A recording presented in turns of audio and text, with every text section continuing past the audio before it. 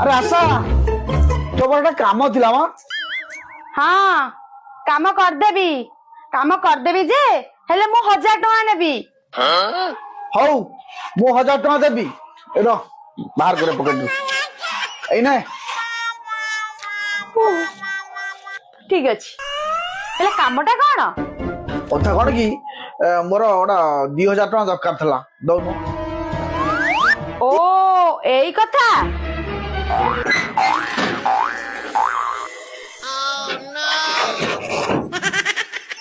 এই নিয়া 2000 ଟଙ୍କା।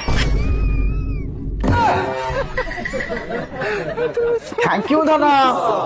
ଦେଖିଲ ମୁଁ କୋଉ କାମ ମାଗଣାରେ କରେ ନା। ଯାହା ହଉ ମୋ କାମଟା ଆଡଜଷ୍ଟ ହେଇଯିବ। ତୋ ଦିମାଗ ପୁରା ଫାଷ୍ଟ ଆଉ ତୋର ମ୍ୟାଥରେ ପୁରା 100ରୁ 100 ରହୁଥିବ ଜଣା ପଡୁଛି। ହଁ ମୁଁ ପରା ଟପର ଥିଲି। ହେଇଥିବ ଲାଗୁଛି ବା। हरि राम कृष्ण जगन्नाथ प्रेमानंद ये क्या हुआ?